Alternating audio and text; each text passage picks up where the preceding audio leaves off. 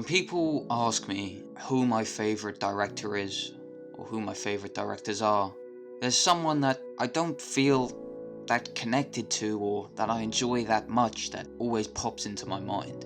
And that is Terrence Malick, a man who creates films that I both love and hate. And I don't think I've ever seen that anywhere. He is a seriously unique filmmaker. And if you only watched his first couple of films, Badlands and Days of Heaven, you would just think he's a great director and he's made great films. But they're just films, they're traditional films that at the end of the day, if you're a good filmmaker, you can make. But Terrence Malick's more recent films, with things like Song to Song, Knight of Cups, The Tree of Life, all those films, as well as some others, are very unique, like profoundly unique. And some of these films I love and I hate. And for example, The Tree of Life is a film that I saw advertised so many times and I wanted to watch so bad, and I watched it. And at first I was kind of confused and kind of brought back, and I thought it was a bit of a chore to watch that. But it was amazing. It was an amazing film. I've never seen such a beautiful film, and I'm not sure that I'm convinced I ever will. It is just truly astounding what a man with a camera and a few loose ideas can create. So therefore, after seeing that film, I wanted to sort of expand my view on Malick. I wanted to see more of his newer stuff. So I watched his sort of trilogy. I like to call it the searching trilogy, because that's what seems to happen in these films, is people searching for themselves, much like The Tree of Life, but in a very different way. The Tree of Life is quite distinguishable from these other three. To the Wonder, then Knight of Cups, and then Song to Song, very strange films. A Hidden Life has come out more recently, but I think that goes for sort of a mix between his newer style and a more traditional narrative. While these three films just baffled me in a weird way. To the Wonder, I felt bored, I felt confused as to what was going on. I liked a couple of the characters, but again, I didn't really know who they were at all. And it was just a constant guessing game, and I ended up skipping through quite a bit. I was amazed by some of the beautiful shots and some beautiful moments, but it didn't really stick with me. And then I watched Knight of Cups, expecting to skip all the way through, but I didn't. I watched the whole thing, and I connected quite deeply with it, which I'll come back to. And then I watched Song to Song, sort of confused as to whether I'd feel the same as To the Wonder or feel the same as Knight of Cups. And I think I hated it even more than I didn't like To the Wonder. I did not like Song to Song at all, which is weird for a film with a bunch of actors that I love.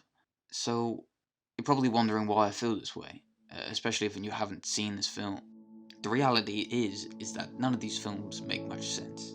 To the Wonder is about a strained relationship between a man from Oklahoma who goes to France, meets a woman who he falls in love with, and her daughter move with him back to Oklahoma, but they feel sort of alone and left out, and they don't feel like they're at home. And meanwhile, he then meets an old fling of his, or that's at least what I think, and sort of tries things with her, and then, I don't know, I started to skip through after all of that.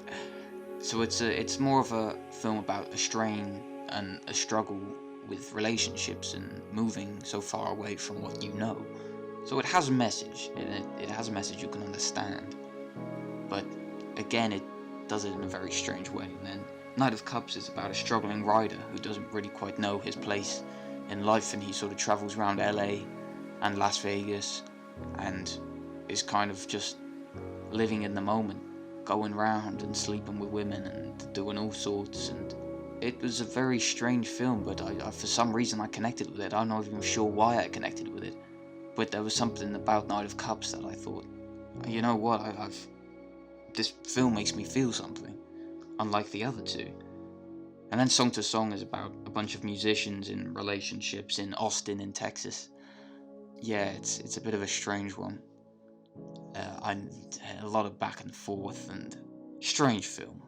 They're all strange films, in all honesty, and yet I still feel amazed by them. I will rewatch clips and I'll just think, wow, Malick really has an amazing perspective on what film is, and Emmanuel Lubezki, who is his cinematographer for those films, what he created was just amazing. The visuals are just stunning, and the visual elements I think Terrence Malick is the king of. I've never seen a film that is anywhere near as beautiful he has created, especially The Tree of Life, which is just amazing. And The Tree of Life is about a man basically that can't escape his past. He can't escape his childhood. He's remembering the relationship between his parents. He's remembering his two brothers, one of which isn't with him anymore. And he can't escape into this everyday 9-to-5 life because he can't forget himself as a child. He's almost battling with his own younger self. And it's a very internal struggle.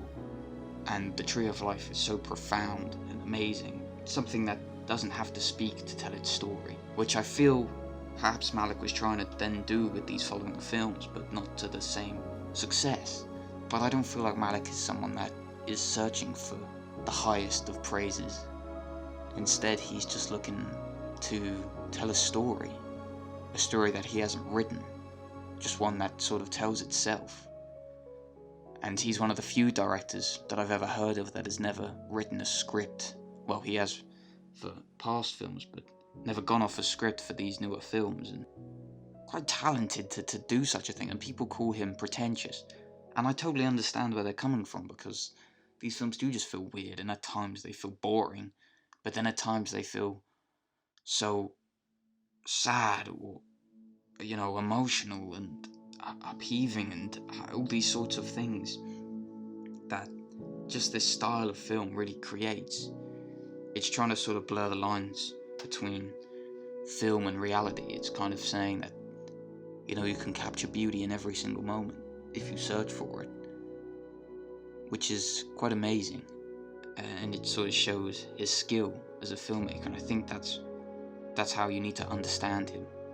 To a casual audience that wants to criticize him, they haven't really suscepted themselves to film such as this before.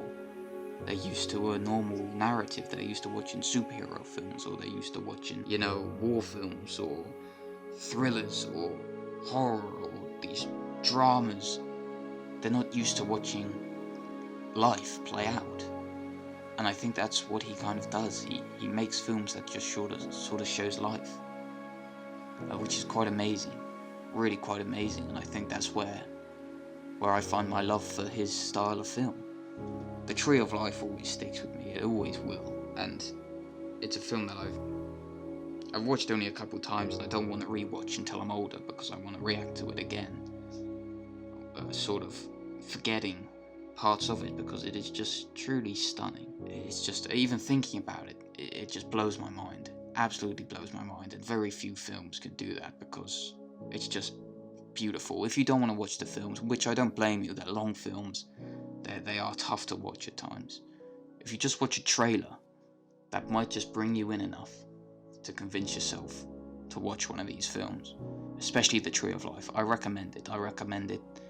Just sitting on your own, in your own time, when you've got the free time and you've got no other stresses, watch The Tree of Life, because it'll give you a new perspective on film, even if you don't enjoy the film itself. It'll show the potential that film has to tell these beautiful stories without much explaining. Because in reality, when you watch a film, you're expecting a start, a middle, and an end. You're not expecting an experience that just sort of flows all as one. And that is what Malick does. That is understanding Terrence Malick. That's understanding his film. Do I know the answers to his films? No, I don't. Maybe he doesn't either.